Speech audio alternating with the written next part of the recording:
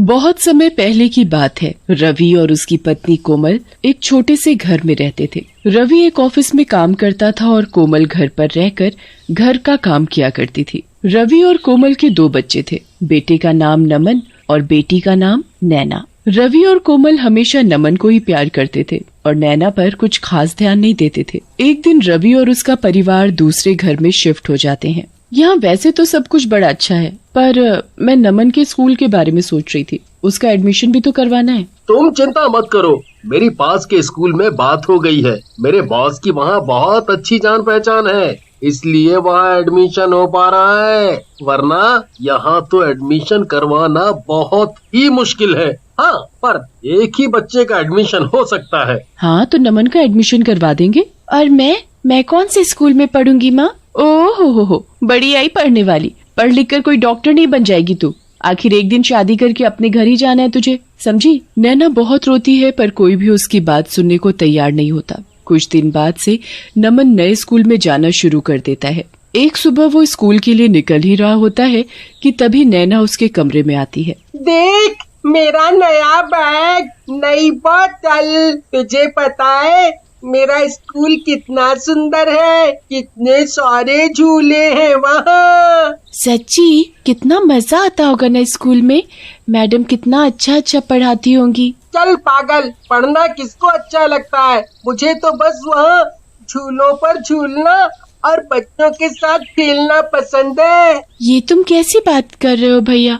पता है पापा कितनी मुश्किल से तुम्हारी पढ़ाई का खर्चा उठा रहे हैं और तुम ऐसी बातें कर रहे हो। मैं तुझे जो बोल रहा हूँ तू बस अपने तक रखना, समझी? वरना मम्मी से तेरी शिकायत कर दूंगा, और तुझे तो पता ही है फिर मम्मी तेरा क्या हाल करेगी। तभी वहाँ कोमल आ जाती है। कितनी देर हो गई नमन?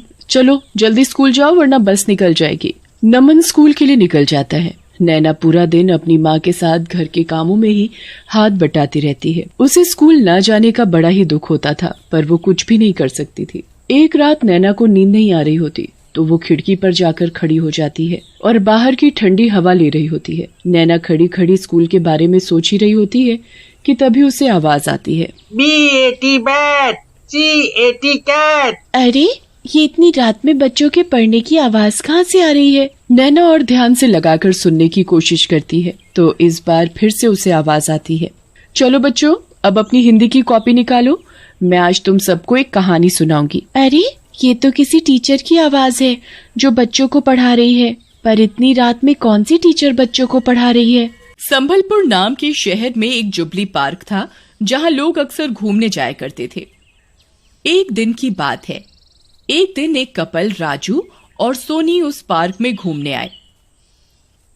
राजू, तुम ये कौन से पार्क में लाए हो? यहाँ तो एक भी कपल नहीं है, केवल फैमिली वाले ही दिख रहे हैं। अरे सोनी, तुम भी ना, प्यार किया तो डरना क्या है, चलो घूमते हैं। तुम सा कोई प्यारा कोई मासूम नहीं है, क्या चीज हो तुम जान तुम्हें मालूम नहीं है। इसके बाद वो दोनों पूरे पार्क में घूमते हैं। घूमते घूमते शाम हो जाती है। इतने में एक औरत के रोने की आवाज आती है।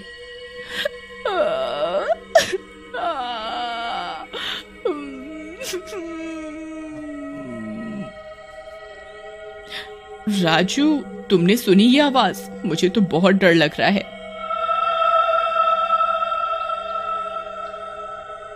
अरे तुम भी ना सोनी, बहुत डरपोक हो। अरे मेरे रहते हुए कैसा डर है? इसके बाद वे उस आवाज की तरफ जाते हैं।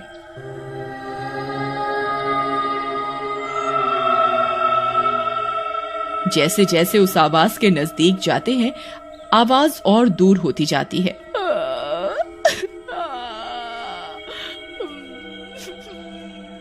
ये कैसे हो सकता है? जब हम डर में थे तब हमें ऐसा लगा कि सामने पेड़ के पीछे से आवाज आ रही है, पर हम तो इतने अंदर आ गए। राजू, मुझे तो बहुत डर लग रहा है, चलो ना यहाँ से चलते हैं। नहीं सोनी, इस तरह हम किसी को मुसीबत में छोड़कर नहीं जा सकते हैं। वो तो तुम ठीक बोल रहे हो, चलो देखते हैं। दोनों ही डरते डरते आगे बढ़ते हैं।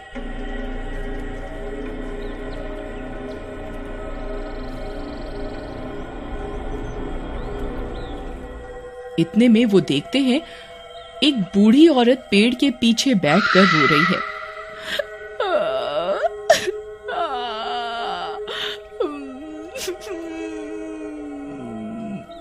माँ जी, आप कौन हैं? आप यहाँ रो क्यों रही हैं? वो मेरे बेटे को मार देगी मेरे बेटे को। तुम बचा लो।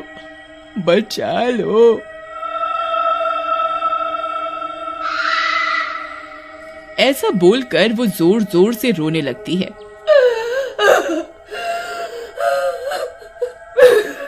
इतने में राजू बोलता है, आप बताइए तो सही, कौन आपके बेटे को मारना चाहता है? हमें बताइए, हम आपकी मदद करेंगे। उसने मेरे बेटे को यहीं पर रखा है। हाँ, यहीं पर यहाँ कहाँ कोई है? एक बार आप अपने पीछे तो देखो। सोनी जैसे ही पीछे देखती है, तभी अचानक पेड़ से एक शैतान आता है और सोनी को उठा लेता है। बचाओ बचाओ, राजू बचाओ।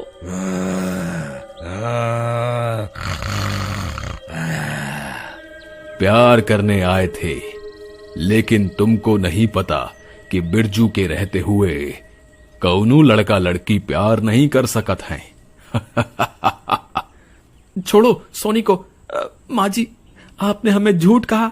ए लड़के, बहुत जोश है तेरे में, ये ले। ऐसा कहकर वो शैतान सोनी को मार देता है।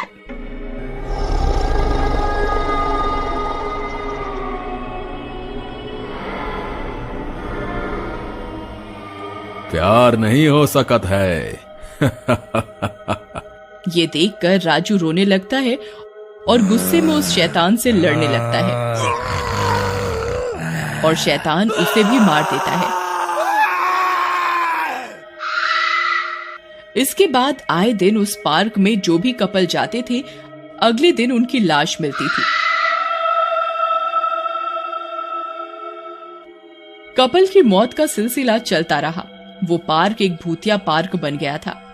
इतने में एक दिन शिवानी और राहुल उस पार्क में घूमने आते हैं, लेकिन जैसे ही वो लोग अंदर जाते हैं, एक सफाई करने वाली बुढ़िया बोलती है, बच्चों, बाहर से आए हो लगता है। जी आंटी, कोलकाता से आए हैं। कॉलेज की छुट्टी थी तो हम दोस्तों ने सोचा थोड़ा घूम कर आते हैं। पर बेटे, तुम इस पार्क में मत जाओ। यहाँ जो भी प्रेमी जोड़े आते हैं वो जिंदा लौट कर नहीं जाते। क्या आंटी, आप भी ना कैसी बात करते हो। मैं झूठ नहीं बोल रही हूँ बेटे। राहुल, ये आंटी अगर बोल रही है तो हो सकता है यही सच्चाई हो। अगर ऐसा है ज्योति, तो मैं भी देखना चाहता हूँ आखिर कौन सी शक्ति है इस पार्क में। इसके बाद वे लोग उस पार्क के अंदर जाते हैं।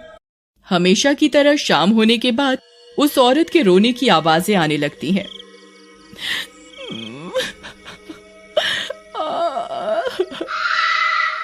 राहुल, वो आंटी तुम्हें बोली थी ना मत जाओ, पर तुम उनकी बात नहीं माने।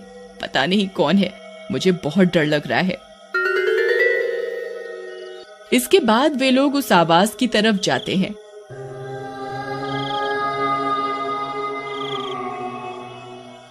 और हमेशा की तरह वो बूढ़ी वहां बैठी हुई थी।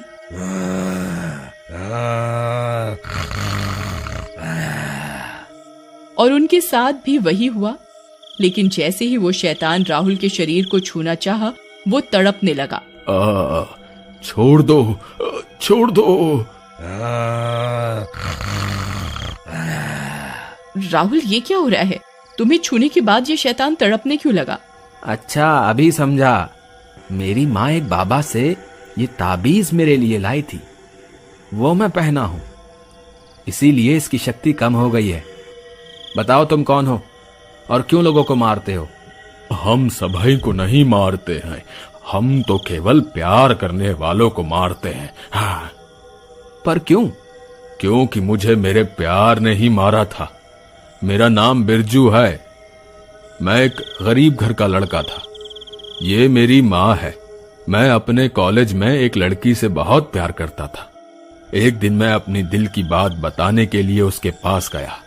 संध्या, सुनो ना, हम आपसे बहुत प्यार करते हैं, बता रहे। बेटे, तुमने कभी अपनी शक्ल आईने में देखी है? इतने में संध्या का बॉयफ्रेंड रवि वहां आ जाता है। क्या हुआ संध्या, ये कौन है? कॉलेज में नया नया आया है और लल्लू मुझसे प्यार करता है। क्यों बे लल्लू, तू रवि की गर्लफ्रेंड से प्यार करता है? क्यों अपनी कब्र खोद रहा है? चल जा यहाँ से। इसके बाद रवि वहां से चला जाता है और रात को संध्या को कॉल करता है। हेलो संध्या। हाँ, कौन बोल रहा है? मैं बिरजू बोल रहा हूँ, जो आज कॉलेज में मिला था ना। कॉलेज में समझाने के बाद भी तुम्हारी इतनी हिम्मत, मुझे कॉल किया? तुम क्यों नहीं समझती हो, अब मैं तुमसे बहुत प्यार करता हूँ। ठीक है बाबा, एक काम करो, सामने वाले तालाब के पास अभी मिलो। इसके बाद बिरजू और संध्या उस तालाब के पास मिलते हैं। क्या हुआ संध्या, तुम इतनी रात को मुझे तालाब के पास क्यों बुलाई हो? कोई तुम्हारा इंतजार कर रहा है, एक बार पीछे मुड़कर तो देखो। जैसे ही बिरजू पीछे मुड़ता है, संध्या का बॉयफ्रेंड रवि उसे तालाब में धक्का मार देता है। बचाओ बचाओ संध्या, मेरा क्या कसूर था? धोखा दे दी तुम तो हमका। किसी को नहीं छोड़ूंगा, कोई प्यार नहीं करेगा, कोई प्यार नहीं करेगा।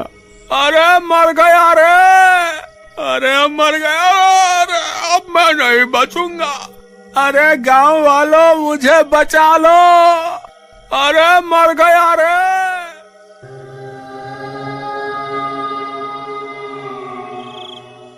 और इस तरह वो लोग मुझे तड़पा तड़पा के मार दिए और बेमौत मरने के कारण मैं एक शैतान बन गया। तब से ही मैं और मेरी मां मिलकर जितने प्यार करने वाले हैं सभी को मार रहे हैं।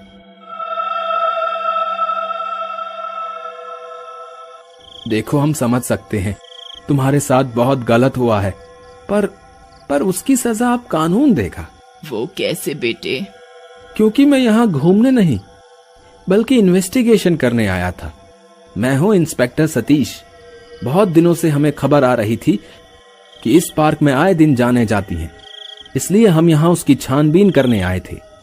और तुमने जो भी कहा मैंने उसे इसमें रिकॉर्ड कर लिया है, और मैं तुम्हें विश्वास दिलाता हूँ तुम्हारे दोषियों को उनकी सजा जरूर मिलेगी।